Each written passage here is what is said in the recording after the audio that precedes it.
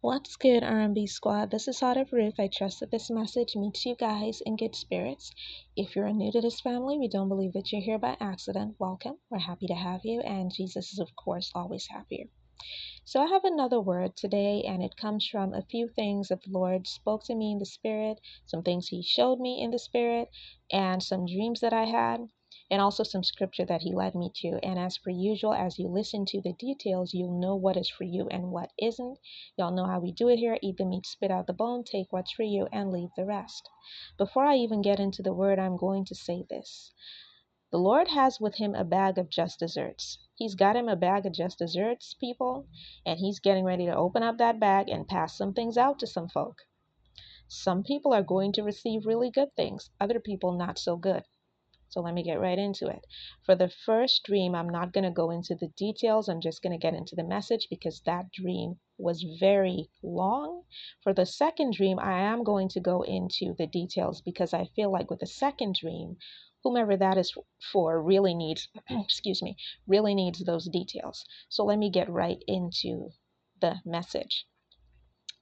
For the first message, for whom this is for, you have a group of people or one person who's relentlessly attacking you. They're not giving up on attacking you. Maybe they'll stop for a little bit and then they'll start again. They are determined to try to take you down. And what's weird about these people is that God has been judging them. Don't think that God has not been judging them. Things have already started to fall apart in their lives. Things are happening to them, and they're beginning to see a connection between the things that they do to you, or the things they try to do to you, and the things that go wrong in their lives.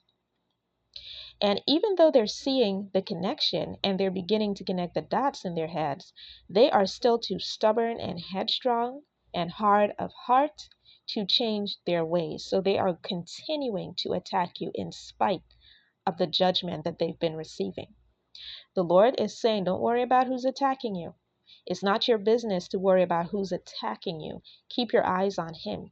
See, in this hour, He fully intends to make your enemies your footstool, and He's also going to make the enemies of your loved ones their footstool. He is in the business of protecting you and defending you at this time. Just keep your eyes on Him and rejoice and be glad because you've already won the battle. He's won it for you. The scripture He led me to, it's actually a group of Psalms. It's Psalms 98 to 101. That's Psalms 98 to 101. And I'm going to put that in the description box. Make sure that you read all of those Psalms if that part of the word is for you. Now, moving right along to the second word. And again, it comes from a dream that I had. So I'm just going to relate the dream and then the meaning. And for whom this part of the word is for, y'all, I'm so excited. I am so excited for whomever this part of the word is for. I can hardly contain my excitement. And I do hope that I do the word justice because I'm so excited about it. I feel like I may not deliver it the way with the full effect that the Lord wants, but I'm going to try. I'm going to do my best. So in this dream, I noticed that there is a wedding setup. So I'm looking at the setting of a wedding. It looks like it's moments before the wedding is about to start. The guests are already seated and they're just waiting for the wedding to begin. And it's moments before. Pay attention to that. Now, there is this one woman that I noticed, and she's standing there alone and she's looking around her at how beautiful everything is. And while she's looking around her, her eyes go to a table. There's a particular table off to one corner where there's a woman sitting. Now, the woman who is sitting at that table is an elderly woman. She's a little bit older. I won't say elderly because she looked very full of life and vital and things like that, but she's an older woman. She was an older woman. And there was emphasis put on how beautiful her outfit was, her gown, how beautiful it was, and how lovely her hair looked. She had a very becoming shade of gray hair. And the woman who's standing there looking at everything, she feels drawn to this woman, and I even felt drawn to the woman as well. There was this air of regalness about her. And the woman who was standing looking at everything, she goes to the table of this woman, the gray-haired lady that is sitting at this table. And she looks down at the table, and I look down at the table at the same time that she looks down, and I notice that there is this table card. You guys know the escort cards that they put on tables at formal events so that people will know where to sit. So it was one of those cards. And the card had a very interesting name on it. The name on it said Promise. And apparently that was the lady's name. That was the name of this beautiful older woman who was sitting at that table. And the woman who went across to her to talk to her looked at the table card and she said, "Is this your name? You have a really beautiful name. I've never met anyone with the name Promise before." And while she's talking to this woman, I notice that there's other things on the table. So there's also a basket of what looks like fruit.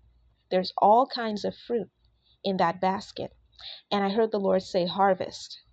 So I paid attention to that and I made a note of it. And the woman just looked so beautiful, the gray-haired lady, that the woman who went over to her to talk to her decided to take her photograph. And she's like, "I'm going to photograph you because you look so beautiful. I have to capture this moment." And she takes a photograph of everything. The woman sitting there at the table card that says Promise, the basket of fruit. She just takes a picture of everything.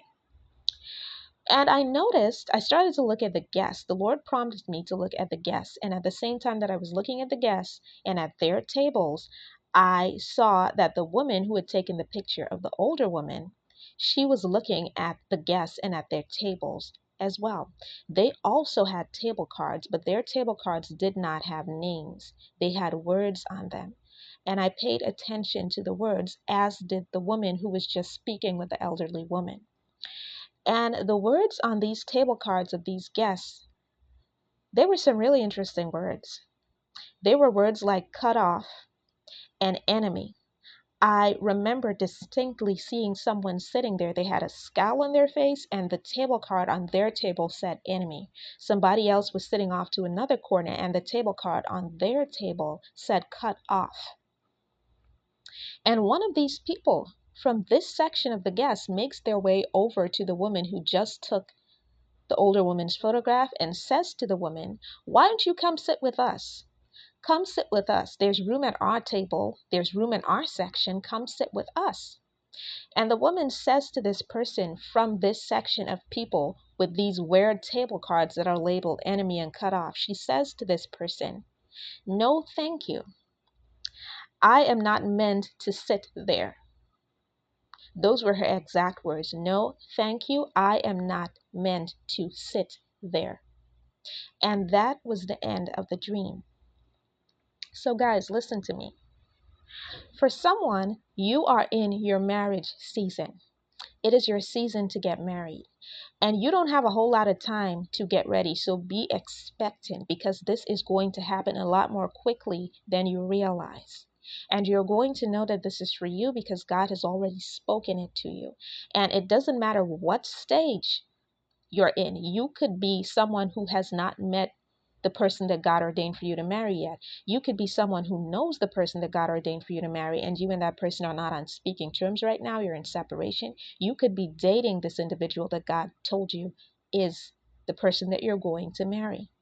Whatever stage you're at, just know that you don't have a whole lot of time to get ready, so you have to stay ready because this thing is getting ready to happen.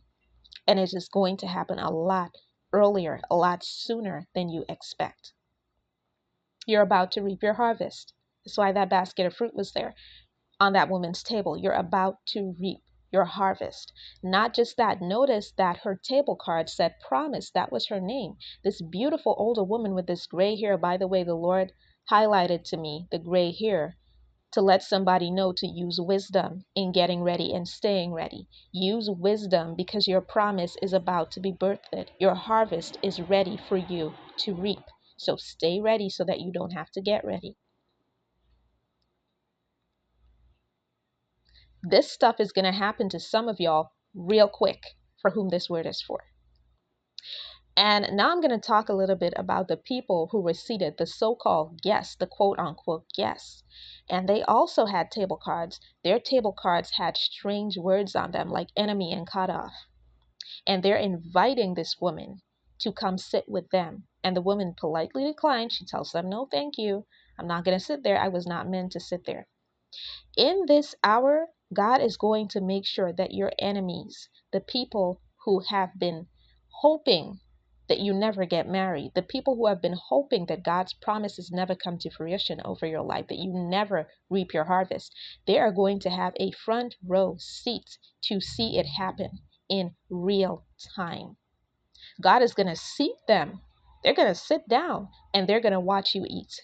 They're going to watch you get married. They're going to watch every promise that God made over your life come to pass.